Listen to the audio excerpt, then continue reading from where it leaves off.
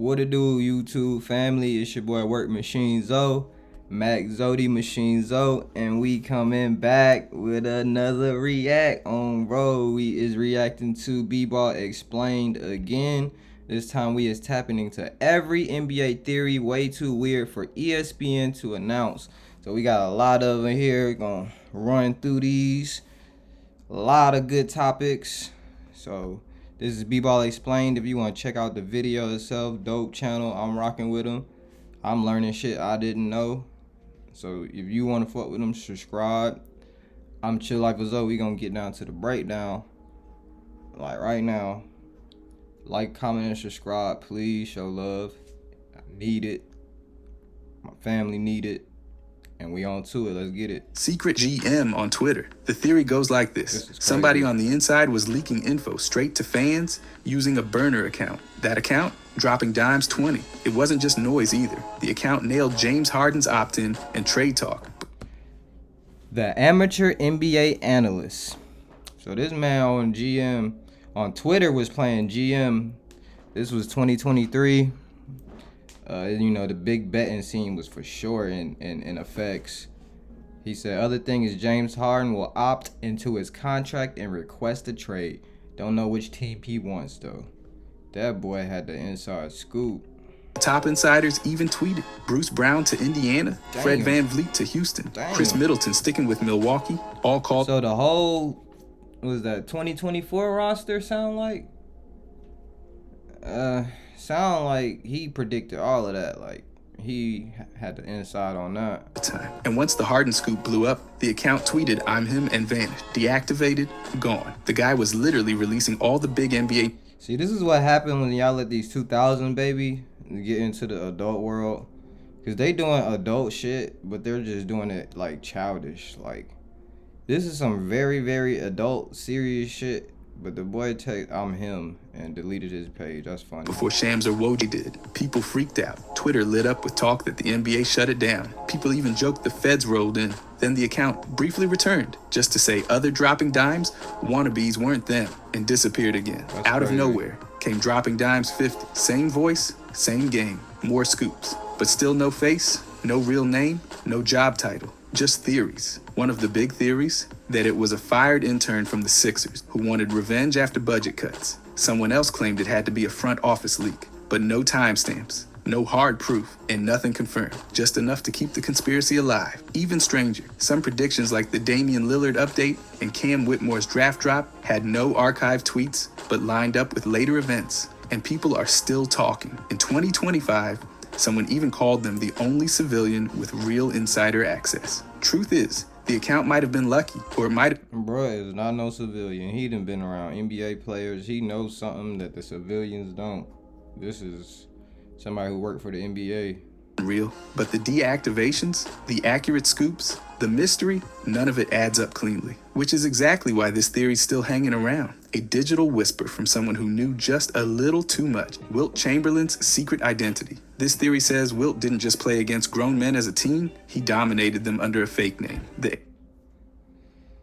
This nigga Wilt, goddamn, must have been the greatest human ever, bro. What?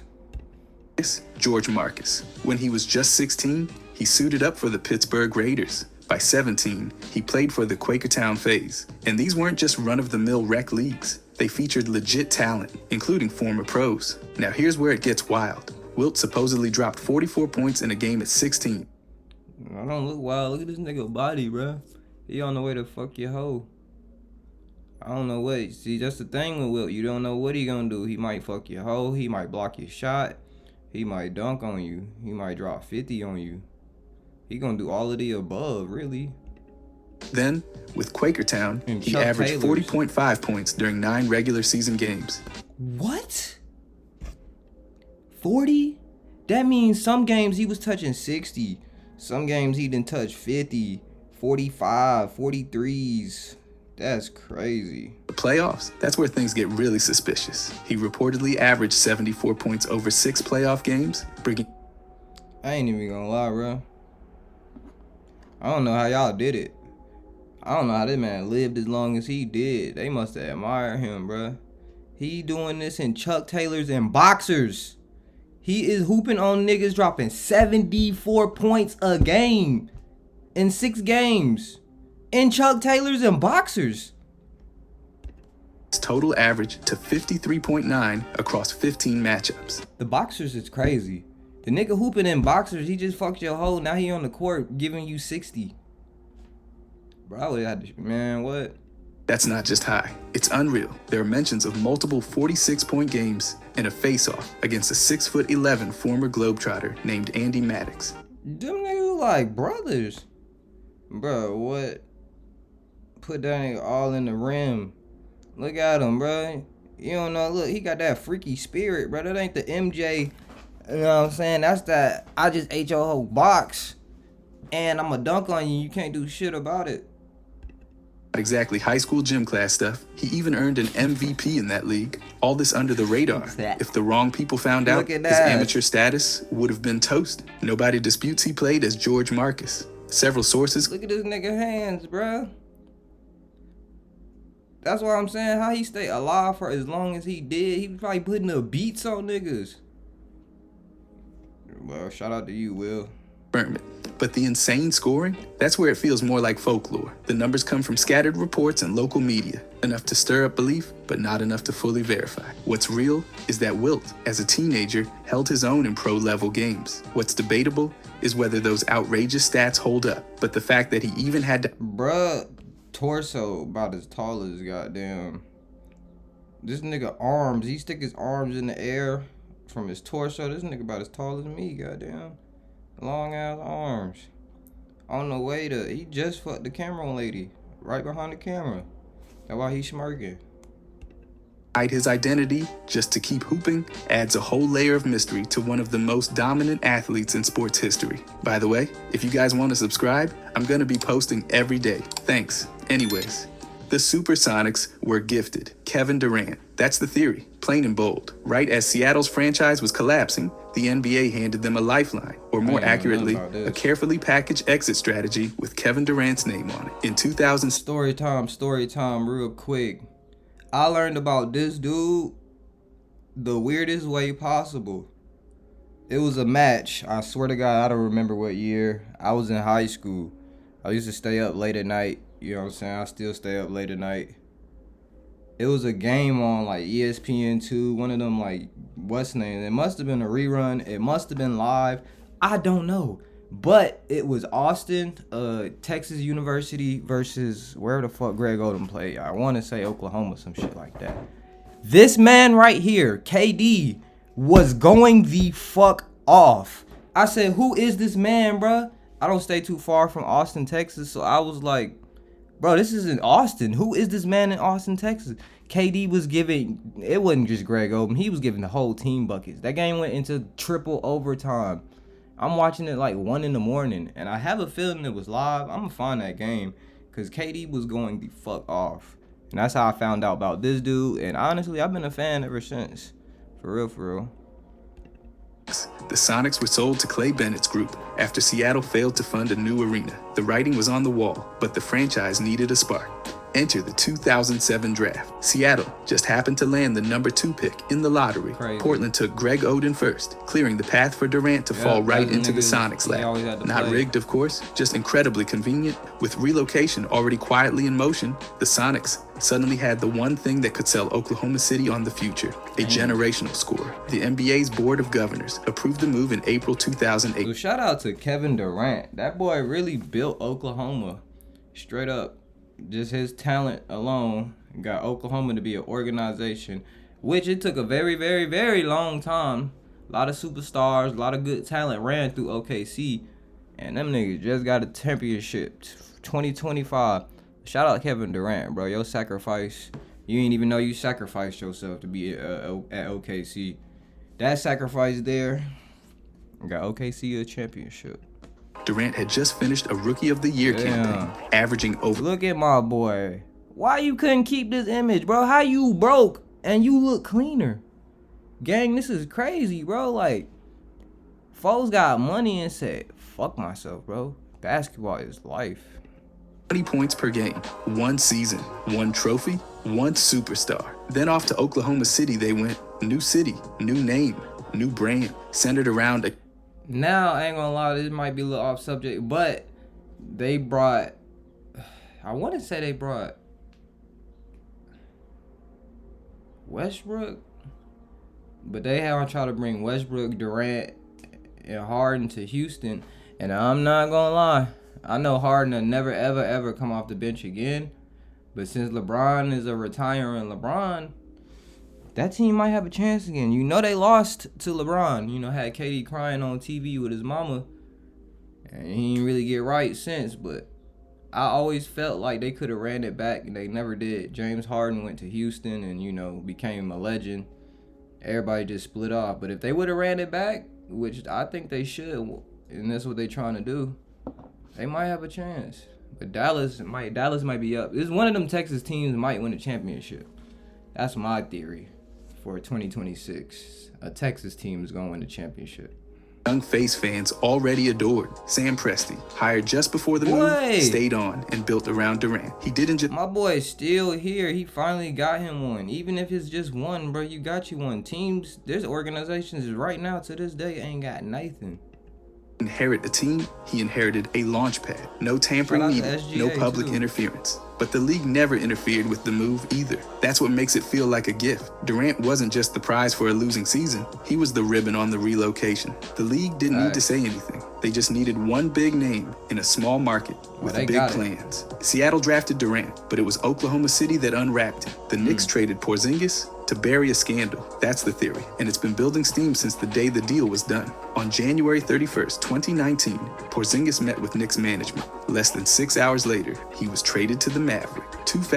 I remember this. The New York Knicks fans, when he first got drafted to him, they said, "Who is this? Is this Tingus? This Tingus Pingus?" They didn't really like him at first. So, you know what I'm saying? I remember when he was at Dallas, and they didn't like him at Dallas really either. I think he was injury prone.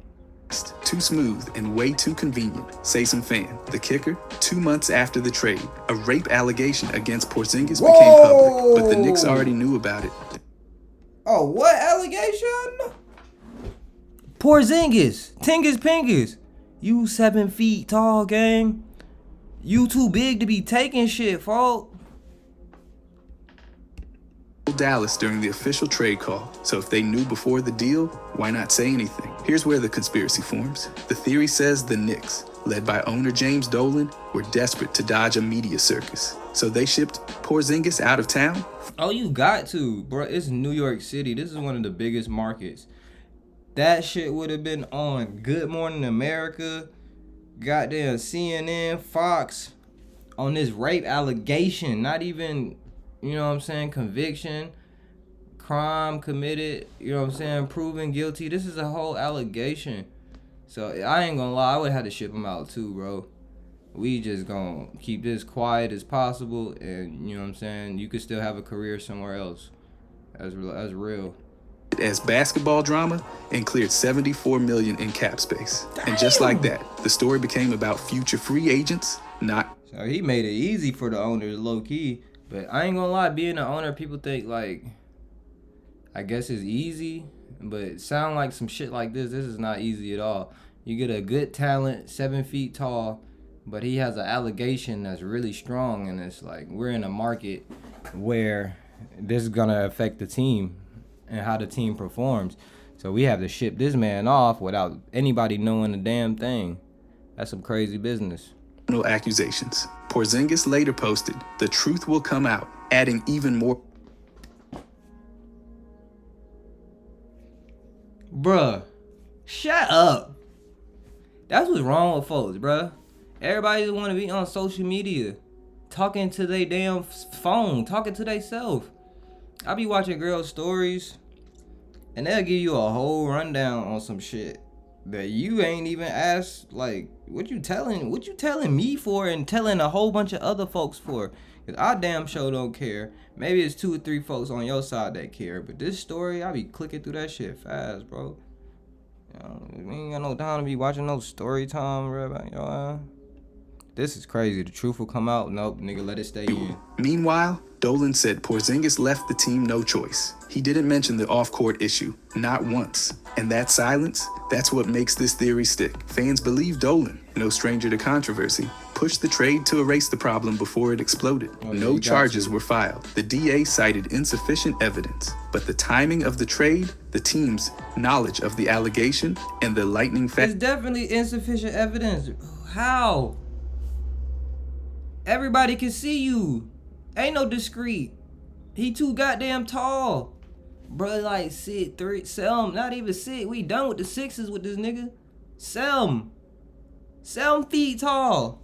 Come on now. You gonna have to put that on a nigga who's shorter. Nigga ain't out here taking shit. That boy I don't even know what he on.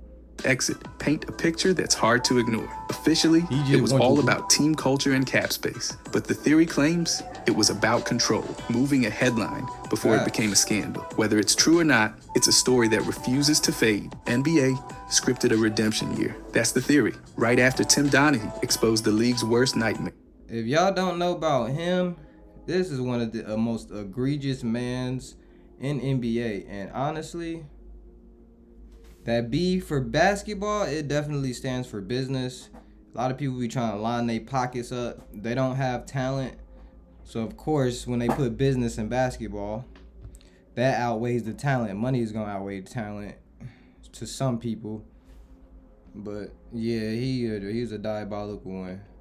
Summer 2007, the league's image is on fire. And out of nowhere, the Celtics suddenly stack up 3 future Hall of Famers. Kevin Garnett, Ray Allen, Paul Pierce. It's like Boston got a franchise reboot overnight. Then, just months later, Powell lands in Los Angeles. A gift-wrapped mid-season boost for the Lakers. Perfectly timed. What do you get?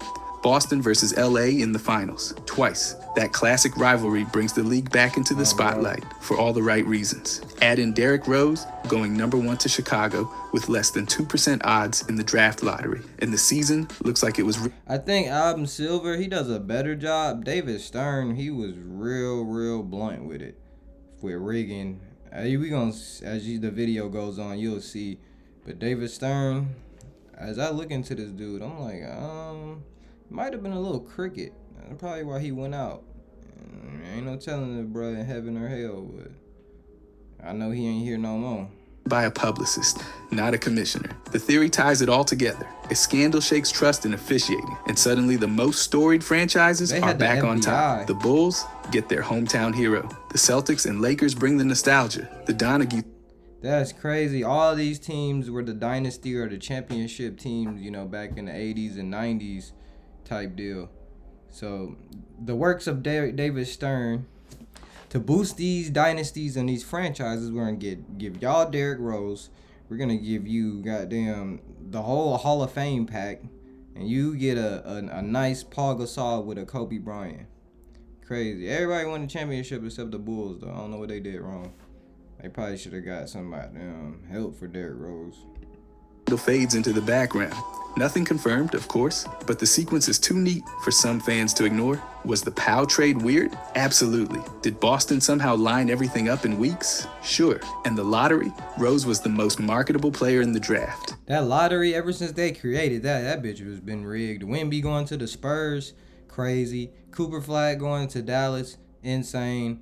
Like, a lot of weird stuff has been going on. This shit is 100% rigged. Because they need the ratings. It's all a business. If you understand business, I studied business in college.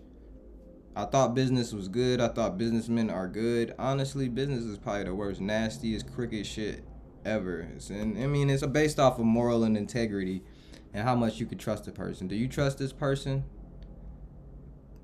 and believe this person is morally honest and have integrity? That's up to you.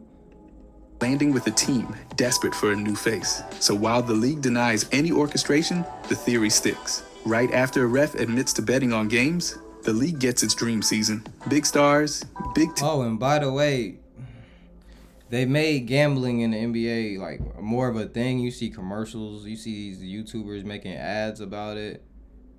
Malik Beasley, there's a lot of people who've been catching these FBI they ain't been indictments or like really, but the FBI has been investigating a lot of people. And since sports betting has been more popular and as it's becoming more popular, civilians is talking to the NBA players, refs is talking. It's just nasty. And honestly, they should have never really made it popularized as they did. But of course, it's making them more money.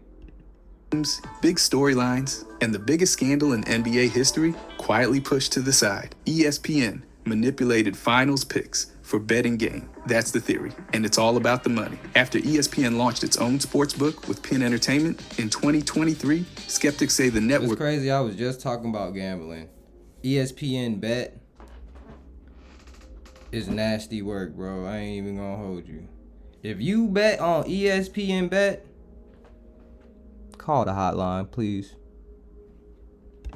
Priorities shifted. Suddenly, during the 2024 NBA Finals, with the Celtics heavily favored, a wave of ESPN analysts started... Like, folk, I ain't even know this was a real thing, bro. ESPN bet? This shit sound rigged. This shit sound like they just trying to take your money, bro. ESPN bet? That's crazy. The Mavericks. Not just a few, enough to get people's attention. And that's where the theory kicks in. The claim, ESPN told its talent to hype Dallas, a clear underdog, to lure public bets on longer odds. More action on... Now, this was more a bias for me. Now, I don't sports bet like that. I didn't get dabbled into it, but to be heavy into it, yeah, they don't tell me, you don't take rocket science to know, like, 1 or 2 losses, I'm not too good at this. But, neither that being said... I actually believe Dallas was going to win. I mean, shit. They had Luka, Kyrie. But Boston was playing out their body that season. So, I was more on the bias side. Like, I just wanted to see Kyrie be great. I wanted him to get one, Luka to get one. But other than that, like, they probably was pushing that bullshit. Meant bigger profits. It sounds wild until you look at the numbers. ESPN's betting analysts leaned hard on Mavericks bets. Prominent names like Stephen A. Smith loudly backed Dallas in 7. On social media, the chatter exploded, with one viral post claiming 89% of the money was on the Mavericks before the series started. But when the actual panel predictions dropped, 13 of 20 ESPN experts picked Boston. Most of the betting staff backed Dallas, but not all. There was no clean sweep, and Boston's regular season stats blew Dallas away. Better depth, better defense, better net rating. Still, ESPN's bigger personalities sold the idea of Luka magic and Kyrie redemption. Was it calculated drama? Possibly. But was it proof of manipulation? I ain't gonna hold you. I believed in it too, bro. I ain't even gonna fake it like I didn't. I believed hard. But as you can tell, like, I mean, I'm not too deep into it like that. I just wanted to see Dallas win. But shit, I mean, if you was really deep into it and did some research, you would see that, like all he said, or paid attention to the season, Boston was like that. I just didn't care. I didn't bet on the game or nothing. I just wanted Dallas to win. That's where it falls apart. No internal memo, no leaked directive, just a theory built on timing and suspicion. The Celtics dominated the series anyway, winning 4-1. If ESPN tried to swing the public, they didn't fool Vegas or Boston. The idea is still circling, but the scoreboard didn't care. And it's now the offseason, and while you're waiting on free agency and trades, now's the perfect time to focus on your health. That's where Factor comes in. Factor is helping me stay on track with Red shot around 36% from the numbers. Not regular season numbers. Those are fine. It's the playoff meltdowns that drive the narrative. Harden's career average in Game 7s or even vegan meals. And it's not just... Those are fine. It's off plus free shit. That's the theory, and it's got legs purely because... Sorry, y'all. James Harden is owned by bookies. That's the theory, and it's got legs purely because... I ain't gonna lie. Harden is probably one of the coldest niggas ever. Just like Jordan. Sometimes you have to wonder, these niggas' expenses probably be way out of their reach. Probably some shit. They probably in... I don't even know how you could be in debt. But, as you look into it, I'm gonna play this. This is interesting. The numbers, not regular season numbers. Those are fine. It's the playoff meltdowns that drive the narrative. Harden's career average in Game 7s sits at just over 19 points per game. He shot around 36% from the field and a miserable 22%. 36 and 22% is crazy. Boy, you out here shooting Fs. Out of 100%, y'all ass is shooting 36%. It's crazy. 19 and still scoring 19. That's even crazier, bruh. Like, what? I mean, I know these is Game 7 when they matter, He's gonna play from deep in those games, and he's lost game sevens with 4 different teams. That's where the theory plants itself. The idea goes like this. Those game 7 flops aren't just off nights. They're planned. He's allegedly deep in gambling debt, and when the lights are brightest, the theory says he's not playing to win. He's playing. Yeah, I ain't gonna lie. That one right there look a little crazy, bro. He out here selling. Really. Pay. A big turnover late, part of this. And you gotta think about his endorsement deals, his background hobbies. I ain't gonna lie, Harden. Michael Jordan lost his pops playing like that, bro. You better goddamn hide everything you love, gang. An invisible fourth quarter, more of the same. Each underperformance is viewed as another installment in a deal with unnamed bookies. Believers also highlight how consistent the drop-off is across multiple teams: Houston, Brooklyn, Philadelphia, and the Clippers. The script doesn't change. Elimination game, Harden goes cold. In his last few, he's averaged fewer than 16 points, often with more turnovers than field goals made. It's that consistency that keeps the theory alive. There's no need to reinvent it. Just wait for the next game 7. If Harden struggles, the whispers come back. Not because someone proves it, but because the pattern always seems to return. It's a theory rooted in timing, stats, and suspicion. And every postseason, it gets another chapter. David Stern made sure the best teams won. That's the theory, and it draws a... Bro, with cricket as hell, bro. I ain't gonna lie. But, you know, shout out to him. He held the NBA down as long as he can. He would line from the league office to the trophy stage. From 1984 to 2014, right. Only 8 NBA franchises won a championship. I ain't even gonna hold you. I fuck with basketball, like the 2000s basketball, but once bruh got out the way and Silver, you know what I'm saying, did his thing, 2014, 2015 era, basketball kind of was just a little bit better to me. The Curry era. Lakers, Bulls, Spurs, Pistons, Celtics, Rockets, Heat, and Mavericks. That's 3 decades of titles concentrated in a tiny circle. That's crazy. Just take a moment, you know what I'm saying? If your team made it, Dallas snuck their way in the dough, if you ask me, with Dirk team. But got some Texas teams. Damn, all the Texas teams made it. And shit. That's it. Bulls. Surprised Boston. Hold on, okay, Boston is right there. I'm tripping. That to Major League Baseball, where 15 different teams won it all during the same span. The theory doesn't just notice the pattern, it calls it intentional. Under Stern, the league didn't rely on rigged games. It relied on... Look at folk ears, bro. That boy looked like he was dirty. Bruh hair goddamn platinum. That boy dyed his hair platinum, but the ears, RP, bro. The soft salary cap gave room for deep-pocketed teams to hold on to stars. Nasty work. LeBron, that team was crazy. Cleveland, Kevin Love, Kyrie, J.R. Smith. Yeah, they had to control that shit. The new CBA rules, they fucked up with the salary cap. You not doing this no more. So, if you enjoyed super teams, if you was a super team fan, as you can see, not all of them worked. What super teams worked? Golden State, of course. Cleveland, Miami. Super team they tried to create, Brooklyn. It would have worked, but COVID regulations and injuries kind of prone that one. There's a lot of super teams. I think, was Clippers ever a super team? I don't know. Tax systems didn't punish success. They allowed elite rosters to grow. And the teams, already stacked with talent or media value, they kept finding ways to stay on top. The draft lottery added another layer. Introduced in 1980. Look at him, bro. You could tell. It's this one right here. He trying to look at the camera. And maybe it's a field test. One of them maybe got like a slightly open where he could feel which one. He could see which one. But I ain't gonna lie, bro. This shit look cricket.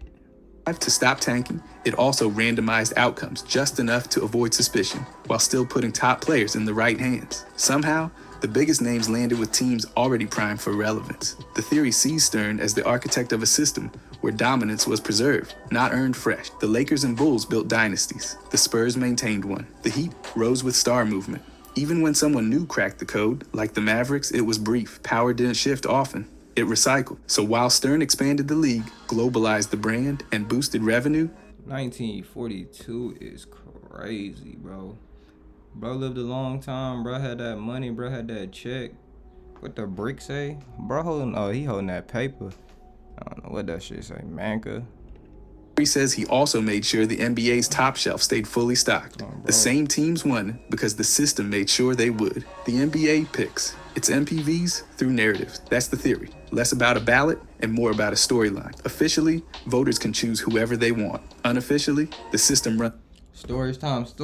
So let me know y'all opinion on Jokic's MVP and SGA's MVP. Cause my opinion on them MVPs is they got them shits wrong. SGA, they're both deserving MVPs. They just fucked up the years. Last year, SGA should have got MVP. 100%. I'm glad he got the three-peat run, you know what I'm saying? Finals MVP, regular MVP, conference MVP. That is crazy. But last year he should have won it. And this year, my personal opinion, Jokic played so goddamn good.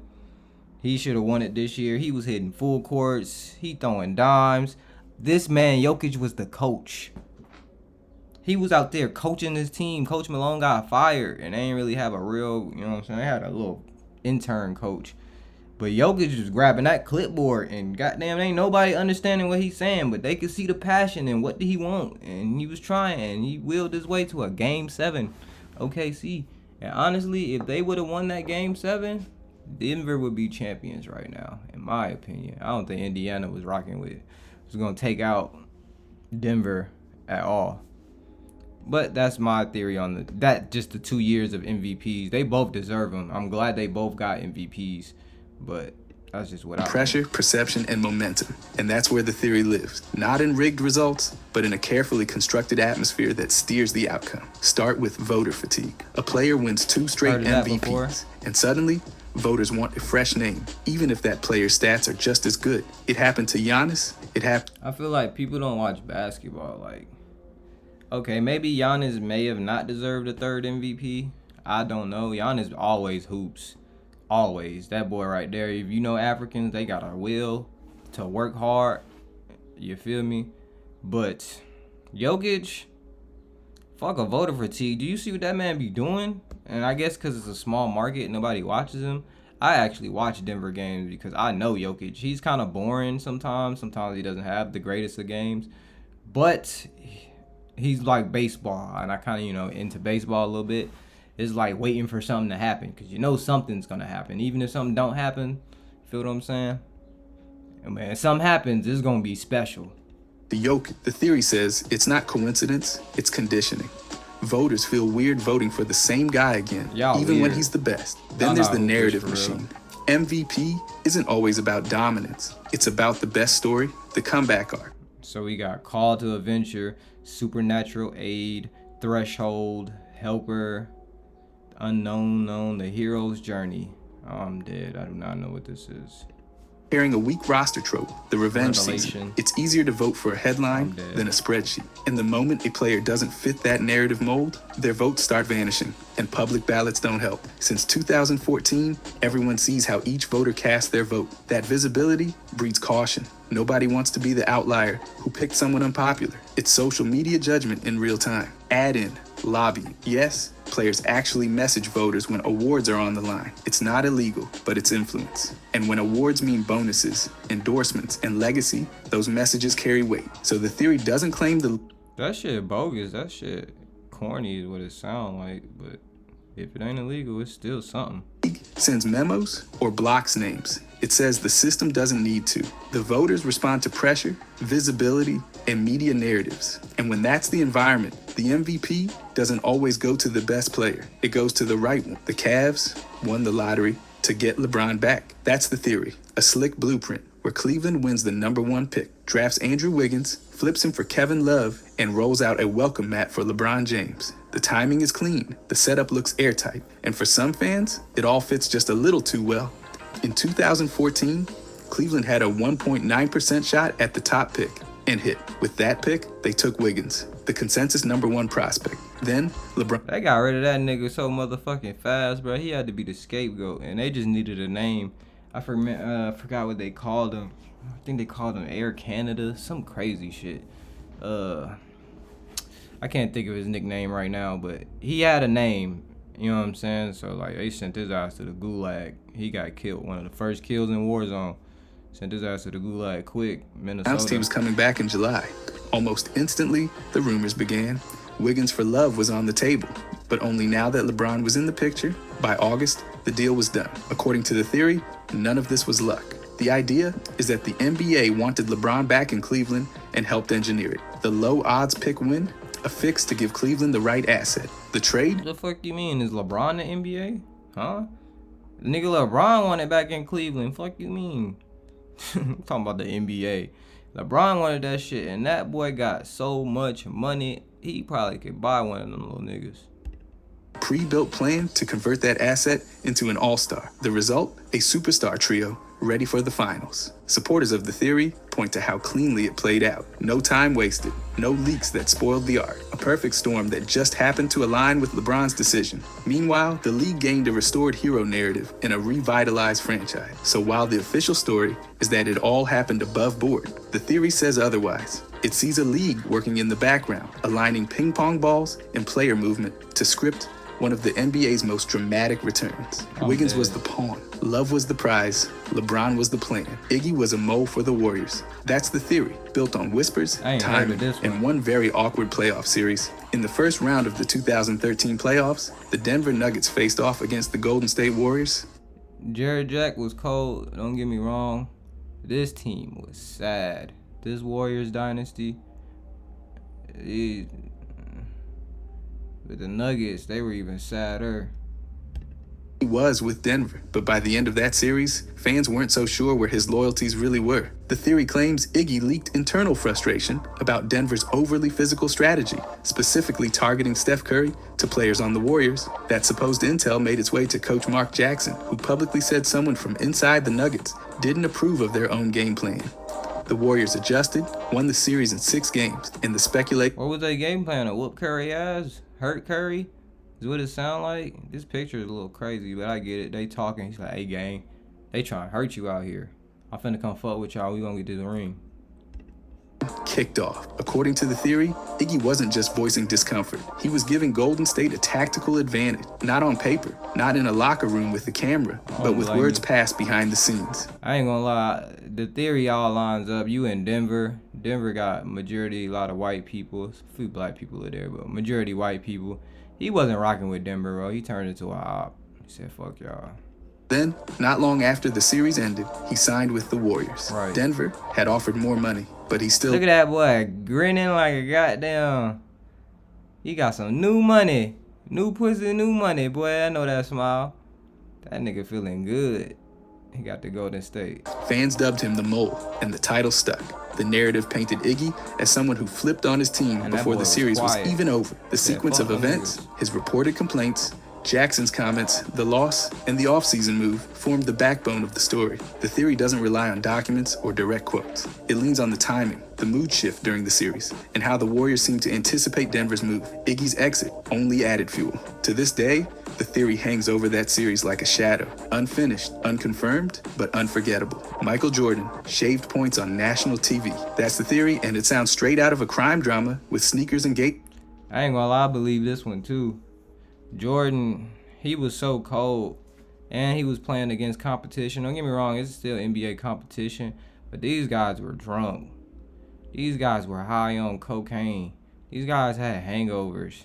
Out here playing real NBA basketball against Michael Jordan. The claim is simple. Jordan would intentionally underperform through the first 3 quarters, only to bro. dominate in the 4th, not to build suspense. And the crazy thing is, I mean, he had the athleticism to do all of this. But if you look at Jordan's FGAs, field goal attempts, bruh took 40 shots one game. How the fuck do you take 40 shots, gang? And I looked at it, a lot of them were stacked in the 4th. So, do what you want with that. To help bettors cash in on spread manipulation. The theory points to his known gambling lifestyle, Atlantic City trips, high-stakes golf bets, infamous card games. Those are real, but this Jordan is a nigga you do not want to go band for band with. Boy, got the craziest endorsement of all time. Niggas, kids, motherfucking that ain't even born right now are gonna have his shoes on their feet. You can't gamble with this man. Fuck you, nigga. I ain't gambling with you, bro. I might pop your ass. takes it further. According to the theory, Jordan wasn't just betting on himself off the court. He was a... You shoot CeeLo with him, he talk about bet $1 million. You got $1 million, little nigga? Put $1 million up. Nigga, I ain't shoot dice with you. Fuck you. How about you put that $1 million on the floor and I'll put a pistol on you? bending the game in real time to swing the point spread. Play just slow enough early on. Keep the score close, then explode late. What? Giving the Bulls the... Michael Jordan once bet $100K on rock, paper, scissors. Are you okay, gang? And then if you lose, he coming to get that. He not playing. You won't bet me? He might slap your ass, them big ass hands. Jordan, you wild. While covering the line for certain bettors. What fans latch onto is the pattern. Slow start, strong finish. It's vintage Jordan. But in this story, it's intentional and profit-driven. The games were often national broadcasts, where the betting volume spiked. That just adds more intrigue, more eyes, more... That boy was hitting the bet bonus days. So the days where they give you more incentives. What they call it, 25% more payout. Goddamn 30% more payout. Oh, Jordan was getting people paid, so he was locked in with the bookkeepers, whoever they were, and I think they cricket people, you know what I'm saying? I like mob members. The theory leans hard on timing, style, and the mystique of Jordan's aura. No investigation, no whistleblower, no documents, just vibes. And turning Chicago to Vegas is nasty work. Winning the championship going straight to Vegas is even nastier work. Metro paranoia. The alleged motive, quiet payoffs and silent partnerships with underground bookies. The alleged result, one of the most dominant careers, played with an extra layer of risk. The belief is that if anyone could pull it off without getting caught, it was Jordan. To some, those fourth quarter explosions weren't heroics. They were a payday, not for the fans, for the fixers. The NBA made a major New Orleans push. That's the theory. And it stretches from post-Katrina recovery to blocked trades and suspicious draft lottery results. It starts in 2005 when the league took over ownership of the Hornets after the storm and moved them temporarily to Oklahoma City. But instead of letting the franchise relocate, Commissioner David Stern made keeping the team in New Orleans. This is crazy. My boy was crooked, bruh. Crooked as a human smile. Bro, that motherfucker there said, I'ma own New Orleans, nigga. What? We not moving New Orleans to Oklahoma? What the fuck? What's it? I'll handle this shit. It's a priority. The theory sees that as step one. Step two, the Chris Paul veto. In 2011, the league, still owning the Hornets, nixed a trade that would have sent Paul to the Lakers. Right. Stern said it was in the best interest of the Hornets. The theory claims it was about small market optic, letting another superstar land in Los Angeles. It was in the best interest of the Hornets is crazy. David Stern, you are the Hornets, nigga. You make the call. You, what? He funny. While a league-owned team crumbled, not the story Stern wanted. Step 3 arrived in 2012. With the league still technically in control, the Hornets won the #1 draft pick, despite only a 13.7% chance. They used it to draft Anthony Davis. The league said it was all above board, but the theory... Boy, these niggas here be unique, bro. I ain't even gonna hold you. I don't even know why he thought that shit was swag, dog. Just knock them bitches back, bro. Like, this shit here, bro. Niggas just be wanna be different all the time. A stage boost. One meant to raise the team's value for sale. 7 years later, step 4. The Pelicans, now privately owned, win the Zion Williamson sweepstakes. Again, odds weren't terrible, but timing... I ain't gonna lie, this is a one-of-a-kind nigga, boy. And I ain't mad at you, bro. He understand what's going on. He ain't fucking with the business shit because in the NBA, it's not just hoops. This man is just hoops. We get it. You like the, you know what I'm saying? And shit, he got that South shit, like one of my cousins or some shit. It's just they got that shit, bro. They eat, they just get big. But this ain't that. Yeah, he may be a big boy. But what fat nigga do you know is throwing it off the backboard 360 windmilling? I'll wait. This fat nigga is cold, bro. He don't play. Yeah, he may be fat. He probably the coldest fat nigga I ever seen in my life, bro. And it sucks because he's gonna tear his knees up because I ain't never seen a big boy jump like this. And I always said that, but shit, bro, get your money. This NBA shit, bro, ain't what it is. That ain't what you think it is. It ain't just hoops. And if you just want just hoops, bro, just get your money and you can find other routes. Perfect. The theory labels it another save the franchise moment, strengthening a market the league once fought hard to keep alive. There, so boy, the theory says New Orleans wasn't just lucky, it was protected from relocation, from irrelevance, and from lottery odds. Not through direct game manipulation, but through behind-the-scenes control. In this version of events, New Orleans didn't just survive, it was saved on purpose. Tim Duncan robbed of defensive player. For what, though? New Orleans ain't... I mean, I get it. Maybe the city needs a team. They ain't win shit. The year, Tim Duncan played in a system that might have cost him one of the most recognized individual honors in basketball. It's just crazy because, I mean, the team he played for was so team-oriented, which is how basketball is supposed to be played. But even still, it's so team-oriented. His individual accolades just seemed boring. Like, his blocks weren't sending them to the stands. It was more tip blocks. You try to go up again, I'm going to block it again. But I watched Tim Duncan. My older brother's favorite team was the Spurs. And I used to watch him and be like, yo, this dude is actually really cold. Some games will put me to sleep, but the ones that would be interesting, yeah.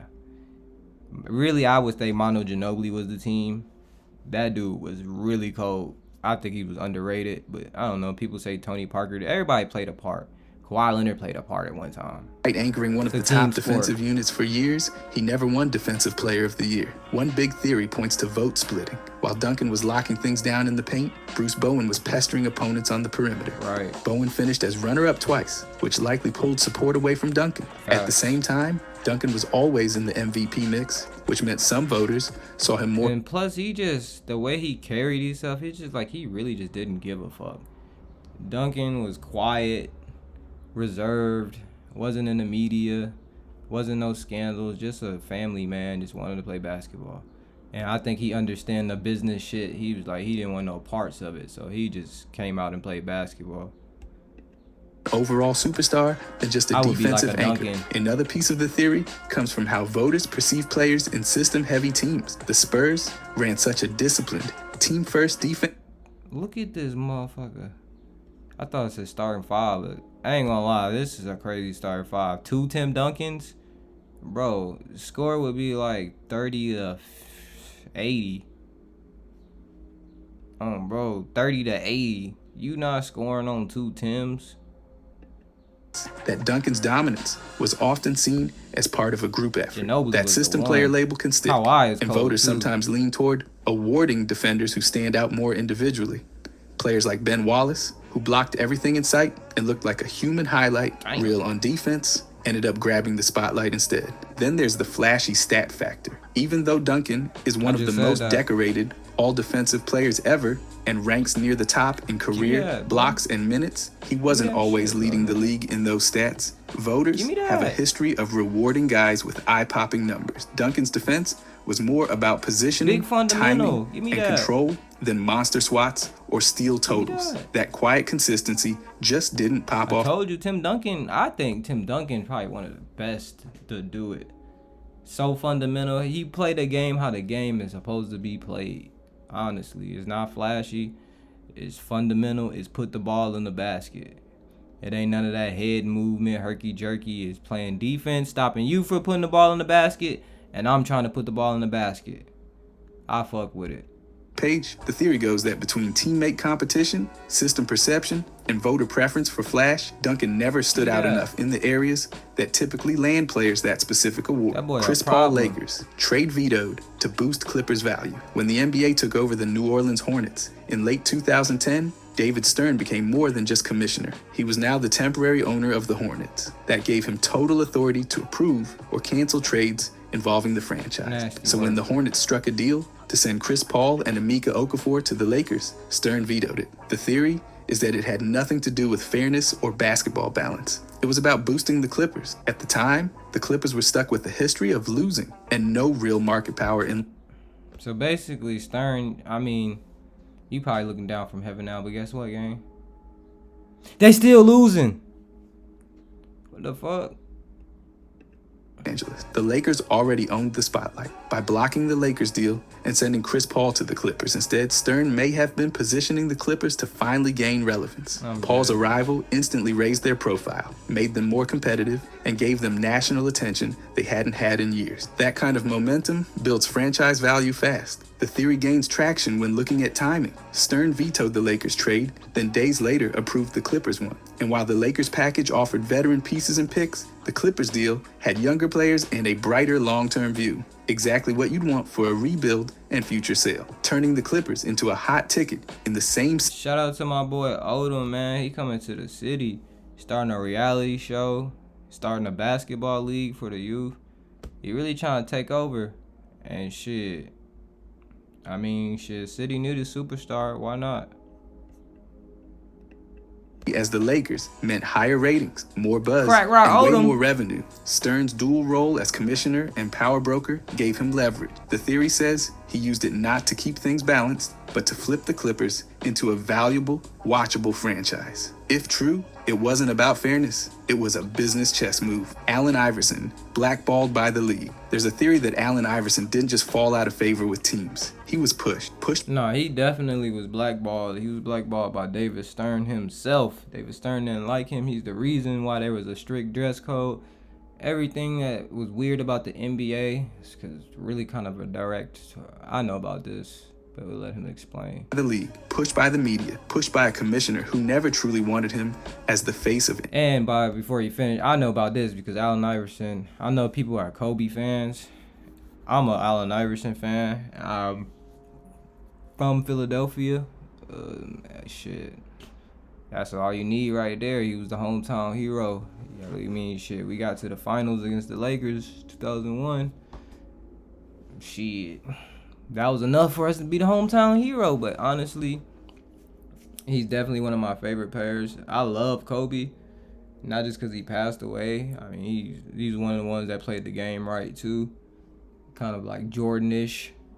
But he was always my favorite player, Allen Iverson. Everybody based their game off him.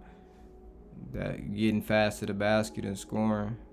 After all the awards, scoring titles, and all-star nods, Iverson somehow found himself without even a sliver of league interest. One exception was the Miami Heat, but everywhere else, silent. Owners reportedly feared Iverson would be too disruptive or wouldn't accept a bench role, but he publicly stated he would take any role and only wanted the league minimum. He wasn't injured, wasn't out of shape. Allen Iverson off the bench would have been torching niggas. Oh my God. What the fuck? Allen Iverson off the bench? 6th man of the year. Cut it out. After his forced break from basketball, and even then he still showed flashes of being productive. So why was he still jobless? Some argue it goes beyond basketball. Iverson never fit the image the league wanted. Cornrows, tattoos, hip-hop gear. Iverson made it mainstream. I mean, I ain't gonna lie, he came in the league with some shit too. That little bowling alley fight. So doing this on top of that, like if he ain't had that incident with the bowling alley, if you don't know, you need to know.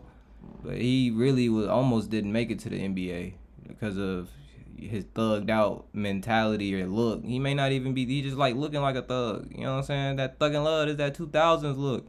Either way, I don't think if the bowling alley situation had happened, he would have got blackballed this hard. This shit wouldn't have mattered. Because everybody in the NBA look worse than this, honestly, when it comes to tattoos and chains and jewelry and drip. But that is the Album Silver era. Allen Iverson was under the David Stern era. Didn't play the part of a clean-cut superstar. He was raw and real, and Stern hated that. Stern wanted control, and when he couldn't get it, he tried to erase Iverson's presence in. How you hating on a nigga that real? What? You hating on a real nigga, Stern? We see why you went the way you went, bro. I hope you went where you was supposed to go. subtle ways, dress codes, media narratives, negative press on league-owned platforms. Crazy. Even national broadcasts ignored his records. Crazy. Tim Donaghy claimed referees deliberately avoided giving Iverson calls. Reports say teams... They did. They used to call carry, travel. They used to do everything to Allen Iverson, and the boy still persevered. And shout out to Reebok. I might go buy me some Reeboks now just because of AI. But Allen Iverson, you know what I'm saying? For the NBA money, that boy tapped into Reebok for life. Reebok has taken care of my mans. So, you know what I'm saying? NBA, they take care of you, get set up, but you also have to, branch out and do your own thing. That's just a message in life. Signing him would affect officiating and results. And just when it couldn't seem more orchestrated, even his closest media ally, Stephen A. Smith, turned on him. The league may have wanted him gone without saying it. It's possible the league didn't just let Iverson fade, they handed him the fade. Not because he couldn't play, but because... Neck tap back then is insane to the business world. They like, oh, he's selling rocks. They don't know what he got going on. He busting that pistol when he done hooping type shit. Because that's what, you know what I'm saying, the allegations was crazy. So they kind of tried to paint him like a thug as soon as he came in to go.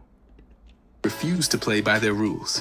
Series rigged for Suns. The theory claims the NBA rigged the '93 Western Conference Finals to get the Phoenix Suns into the finals for a Barkley-Jordan showdown. Fans argue the league wanted that matchup for ratings and did whatever it took to get it. Game 7 is the smoking gun for believers. The Suns shot 64 free throws, hitting 57. Seattle had just 36 attempts and made 26. They definitely didn't want no damn Seattle going to the motherfucking finals, bro. Phoenix, and I ain't gonna lie, they Phoenix finals gear. Everybody always talks about, the 93 finals gear for the 93 finals. Fuck. For the Bulls though. Which I ain't gonna lie, I gotta get me one of them. The 93 finals, that shit was fire. The Sun shit was fire too. And I think I did have a Sun snapback when snapbacks was popping. Believe me, I know everything about the 90s. I studied it. I love my culture. So anything 93 for sure. I was on to it, hip to it. I had a Sun snapback because of that. I had a goddamn Bulls one. I want another one though. This shit just brought back memories. But yeah, it's fucked up. 8 free throw gaps set postseason records and raised a lot of eyebrows. Theorists say it wasn't about aggressive play or foul trouble. It was about making sure Barkley got to the finals. Referee Dick Bavetta's name gets thrown around constantly. Whoa. Posts on Reddit and... Referee who? What's your name? Y'all parents be bogus as hell naming y'all kid that, bruh. Tie him to Game 7, blaming him and his crew for calling the game in Phoenix's favor. He's not listed in official box scores, but that hasn't stopped fans from pointing fingers. Charles Barkley had 19 free throws, and Kevin Johnson had 16, both drawing contact all night. Meanwhile, Seattle piled up 39 fouls. Sam Perkins fouled out. Sean Kemp had 5. The Suns had only 25 fouls called on them. The theory got louder when people compared it to other controversial series. Fans online bring up the 2002 Lakers-Kings series, also involving Bavetta, saying the league has a pattern. They say the NBA used the official... That one hurt Sacramento to this day. I'm not even gonna hold you. Sacramento probably should have snuck them a championship in, at least one. But, they share the same conference as the Lakers with Kobe and Shaq, unfortunately. To steer things towards star-driven matchups. That finals between the Suns and Bulls, it pulled in a Nielsen rating of 17.9. And for conspiracy believers, that number... That shit funny. People thought Jordan was looking for the ball, had that basketball in his eyes, which a nigga did. He was cold. He just figured out that he had to utilize his coldness more than anybody else, the advantage. He figured out his advantage, which was his hands. That boy looking at the gambling debt. He looking at the money. He ain't giving a fuck about no basketball. Charles Barkley, I don't know, he on some different time. Right now, he like, yeah, I need that. I want the championship. I need that shit. You feel me? Jordan right now, he looking at his bookies. Please don't shoot me. Yeah, it does. adds fuel to the fire. They see it all as a setup, one with Charles Barkley at center stage, and Seattle just in the way. Chris Humphries traded because of Kanye. The theory goes like this. Chris Humphrey wasn't just traded for salary purposes. He was traded because of Kanye West. When the Nets and Celtics pulled off their massive deal in July 2013, it sent a package of players to Boston, including Chris Humphrey. But what makes this theory wild is the timing and the people involved. Kanye West had just gone public with Kim Kardashian, who had finalized her divorce from none other than Chris Humphries. Right. That relationship wasn't just a tabloid headline. It was a full-blown media. This bitch done married everybody, bruh.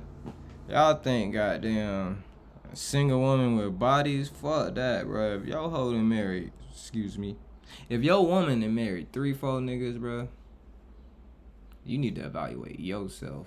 You need to go and goddamn start looking at other women of the type. I ain't gonna lie, Kim is a very beautiful woman. I'm not marrying that, bro. Now, enter Jay-Z. He had been a part owner of the Nets since 2004 and played a huge role in their move to Brooklyn. Even though he sold his stake in April 2013, right before the trade, he still had deep influence in how the team was perceived, especially with branding and public image. Jay-Z and Kanye were longtime collaborators. Right. They were basically hip-hop royalty, and that relationship held weight. Having Chris Humphries, Kanye, ex-wife's ex-husband, on the roster was awkward at best, and a walking Kanye was gonna fuck that shit up, bro. You think Kanye rants is bad now? Oh yeah, he would have been ranting hard on Brooklyn. He would have been tarnished Brooklyn name. At worst. The theory claims Jay-Z didn't want that drama tied to the new look Brooklyn Nets. The team was supposed to represent culture, style, power, and the Kanye and Chris triangle didn't fit that image. So when the chance came to unload Humphries in the Celtics blockbuster, they didn't hesitate. Officially, it was about cap space and roster building, but unofficially, the theory says Chris Humphries was shipped out to clean up the Nets' brand image. Kanye had Kim, Jay-Z had pull, and Chris had to go. Haslam was given lifetime deal to help sign Big Three. There's a theory that the Miami Heat offered Haslam a secret lifetime minimum contract in 2010 so they could make room for LeBron. But I ain't gonna lie, shout out to you, bro. You this is really smart. This is not dumb at all. You get you a championship out the deal. You get to goddamn watch legends play. You get to goddamn sit courtside. They probably against one of the best games, classic games, sitting courtside, clapping your boys on, knowing you not gonna get in and fuck this hoe up. You know what I'm saying? Like, you ain't gotta worry about me fucking the game up because I ain't getting in. But I ain't gonna lie, though, for a lifetime job, shit, I'll ride that pine too, bruh. Fuck. James and Chris Bosh. On paper, it sounds like a wild workaround, but the idea is gaining traction because of how things lined up. In July 2010. And I ain't gonna lie, bro. LeBron, D-Wade, Chris Bosh, I know they took care of him. For sure. Like, they got they check, they contract signed, and then they broke bro off. So, like, for that, they had to. If they didn't, they bogus as hell. LeBron and Bosh joined D-Wade in Miami. All three took less than the maximum. Wade cut $1.5 million. I ain't gonna lie, bro. With Bosh acting freaky, pouring champagne all over himself, doing freaky weird shit all throughout this season, and the way D-Wade and his son turned out, I don't know about them two. They might have had a secret relationship. While LeBron and Bosh each dropped $1 million off their deals. That's when Haslam re-signed on a 5-year, $20 million contract, supposedly after turning down more money from teams like Dallas and Denver. The theory claims this deal wasn't just about loyalty or role-playing. Instead, it suggests... How is this a bad deal unless a nigga got a mansion and all type of shit, he just money fucked up? 20 M's to ride the bench for LeBron, D-Wade, and Chris Bosh to watch the most epic games you could ever watch? Shit, sign me up. Give me 20 million to watch LeBron courtside? You're paying me 20 million to watch LeBron courtside? Nigga. What? Miami made an unwritten promise. Take the pay cut now. Bro, I'm averaging 500 claps, nigga. 1,000 cheers, nigga. Fuck you talk about 20 million? Good job, Bron. Hell yeah. Let's fucking go. How many? Bro, I'm averaging 600 less fucking goals a game. You feel me? Man, hell no. Shout out to you, Haslam, bro. This is a hell of a deal, bro. It's a lifetime deal, bro. You were blessed. Keep you around as long as you want on low, easy contracts. Essentially, the Heat would underpay him upfront, then quietly repay him over time with minimum deals and roster spots well after his prime. Haslam never played big minutes again after that first year with the Big Three, but he stayed on the roster for over a decade. Some say it was all part of that early arrangement. And they gave my boy a show, bro. My boy came out and balled. He got the hoop. Dropped like goddamn. His last game, got to do it in front of his kids at home. Bruh is a real one, bruh. Shout out to him. They did him good. I hope LeBron, D-Wade, Bosh paid him good too. A reward for making their championship window possible. The theory doesn't rely on leaked emails or documents. It leans on timing, influence, and continuity. Pat Riley's loyalty, the sacrifice of stars, and the unspoken codes of team building all feed into the idea. Play-in created to help LeBron. That's the theory swirling in NBA corners, claiming the league didn't build the play-in for parity, but to give LeBron James a better shot at the postseason. According to this crowd, the league couldn't risk him missing the playoffs and messing up their TV numbers. It all traces back to the COVID bubble. The play-in first showed up there, with LeBron in the mix. And yeah, they was fucking with that bubble shit. I ain't gonna lie, they said they needed that for the ratings. They wanted, basically what the play-in is the bubble recreated with actual in-game or with actual people around. Because the bubble was just like you in a bubble where there was no people. You had to watch from a Zoom meeting. Shit was crazy times 2020. Chris claimed the NBA saw its ratings potential with him involved. They argue it was no coincidence that once the bubble worked, the play-in was kept and made permanent. Not for the drama, they say, but for the draw, LeBron. The theory leans into timing. The play-in stuck around just as the Lakers were teetering in the standing. Every season, the bottom half of the West has been tight, and these theorists say the league made sure there'd always be one last path for James to slip into the bracket. When LeBron criticized the format publicly, fans just laughed it off. According to them, the whole thing benefits him more than it hurts. The top seeds stay safe, while players like him, aging stars on inconsistent teams, get an extra safety net. They point to revenue too. High-stakes games featuring James boost viewership. The league gets extra money, networks get better content, and fans get another shot of primetime LeBron. Theorists think it's less about fairness and more about ratings goal. In their eyes, the play-in isn't about competition. It's a cushion for the league's most does about ratings, bro. They add these extra games to get viewers, you know what I'm saying, to get that money. Get the sponsorships going, all that. They need it for anything extra on nationalized televised that's promoting NBA, they need. Anything basketball.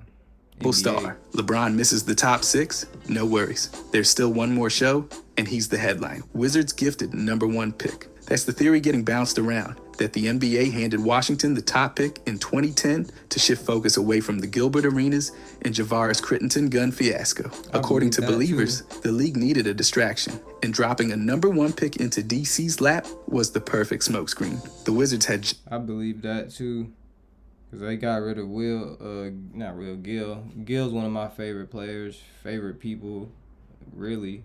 I fuck with Gil. So I know his story well. I know this story well. And shit. NBA, they don't be wanting that publicity, bad publicity. That gun shit was bad. Lucky he still had to stay in the league. I ain't gonna lie, they was happy when he got injured because he came with so much. Even though he was so cold.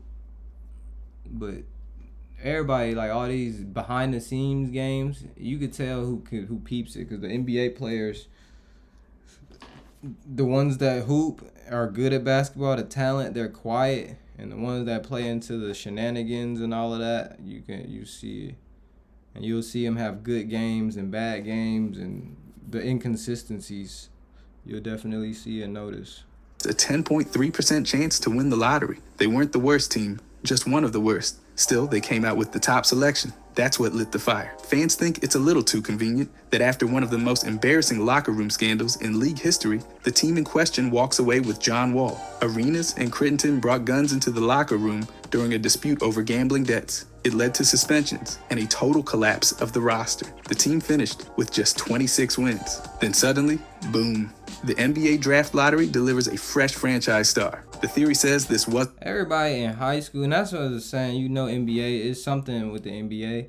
Because if you watch their high school highlights, college highlights, wherever they come from, these dudes be cold. Then they hit the NBA and just don't do nothing. Now I know John Wall did get injured and all of that stuff, but I think they be noticing the NBA antics and they don't be going for it. And I don't blame you. random. It was narrative control. Fans argue the NBA needed to clean up the headline, and nothing does that better than a #1 pick and a shiny new face for the franchise. Wall fit the bill. Even the timeline fuels the theory. The scandal dominated the season. The lottery hit during cleanup, and the pick gave media a pivot point. Washington stopped being a joke and started a rebuild. To this crowd, the whole thing feels scripted. Crisis, chaos, then a miracle pick. It's draft lottery, definitely some rigged shit to it, but that is the video, man. Shout out to B-Ball Explain. We just went through a whole 30-minute John, you know what I'm talking about. If you stayed this long, I appreciate you for sure. Like, comment, and subscribe. What you think, how you feel, your favorite moments. Until then, I am the Chill Life of Zoe, and we'll be back with another video. Appreciate y'all again. I'm out.